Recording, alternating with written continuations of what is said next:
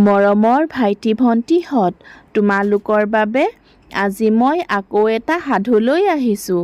সাধুটোৰ নাম হ'ল এটা বলৱান মানুহ। এখন ৰাজ্যত এটা বৰ ডাঙৰ হাতী আৰু এটা বাঘ আছিল। সিহঁত দুয়োটাৰ উপদ্ৰৱত মানুহে ততমত এৰিছিল।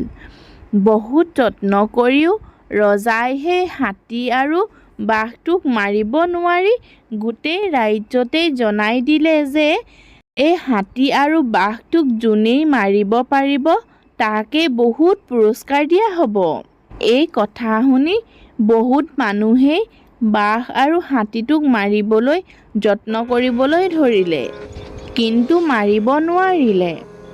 এদিন এটা মানুহে মনৰ দুখত বিহ খাই মৰোঁগৈ বুলি কিছুমান পিঠাগুড়িৰ লগত বিহ সানি লৈ সেই ৰাজ্যৰ ফালে যাওঁতেই এজোপা গছৰ তলত সেই টোপোলাটো থৈ ওচৰতে থকা নৈখনত পানী খাবলৈ গৈছিল।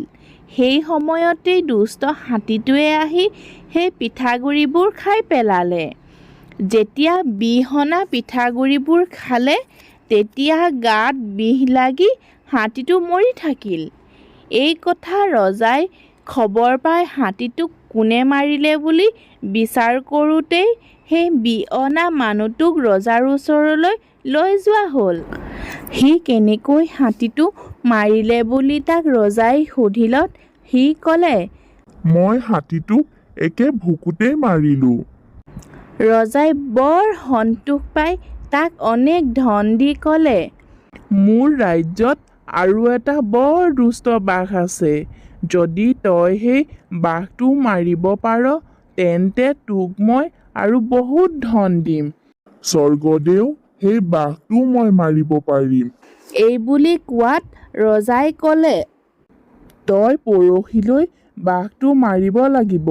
মানুহটোৱে শলাগি শলাগি আহি তাৰ থকা ঠাই পাই চিন্তা কৰিবলৈ ধৰিলে সি কেনেকৈ সেই বাঘটোক মাৰিব পাৰে। যেতিয়া বাঘ মৰাৰ দিন পালেহি সি কিছুমান দোল আৰু এটা ঢেঁকী থোৰা লৈ ভয় ভয়কৈ হাবিত সোমালগৈ। সেই হাবিত এজোপা ডাঙৰ গছ আছিল। সি গৈ সেই গছজোপাৰ ওপৰত উঠি কে কে কা কা বুলি মিছামিছিকৈ গান গাই আছে আৰু চৰাইবিলাকে সেই গছজোপাৰ পাতে পাতে পৰি চিঞৰি আছে।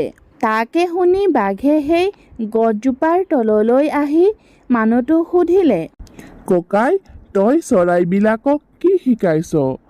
ভাই, মই সিহঁতক গান গাবলৈ শিকাইছোঁ। ককাই, মোকো তেনেকুৱা গান শিকাব পাৰিবি জানো?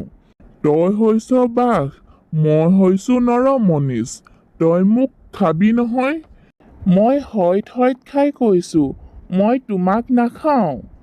তই মোক তেনেকুৱা গান শিকা। বাঘৰ কথা শুনি মানুহটোৱে গছৰ পৰা নামি আহি বাঘৰ চাৰিওখন ঠেং গোটাই খুবমতে বান্ধি পেলালে আৰু ঢেঁকী থোৰাটোৰে তাক মাৰিবলৈ ধৰিলে। মাৰত তত নাপাই বাঘে ক'লে, ককাই, মই আৰু গান নিশিকো, মোক এৰি দে। মানুহটোৱে ক'লে, ভালকৈ শিক। এইদৰে মাৰি থাকোঁতে বাঘটো মৰি থাকিলে। সি সেই বাঘটো আনি ৰজাক দেখুৱাই দিলে। তেতিয়া ৰজাই বৰ ৰং মনেৰে তাক ক'লে, আজি তোমাৰ সৈতে যুঁজিবলৈ এটা বলৱান মানুহ দিম। এই বুলি কৈ এটা বলী মানুহ আনি ৰাতি তাৰ লগত শুৱাই থলে। ৰাতি মানুহটোৱে বলী মানুহটোক ক'লে, মই একেটা ভুকুতে এটা হাতী মাৰিছোঁ আৰু ডাঙৰ বাঘ মাৰিছোঁ। তই মোৰ লগত কেনেকৈ যুঁজিবি?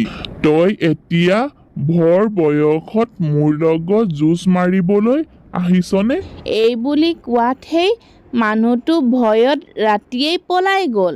পিছদিনা ৰাতিপুৱা ৰজাৰ বলী মানুহটোক ৰজাই বিচাৰি নাপাই বাঘ মৰা বলী মানুহটোক বহুত ধন সম্পত্তি দি বিদায় দিলে আৰু তেতিয়াৰ পৰাই হাতী আৰু বাঘৰ উপদ্ৰৱ গুচি নিৰাপদে ৰাজ্য চলিবলৈ ধৰিলে। কঁঠালে পেলালে মুচি আমিও আহিলোঁ গুচি।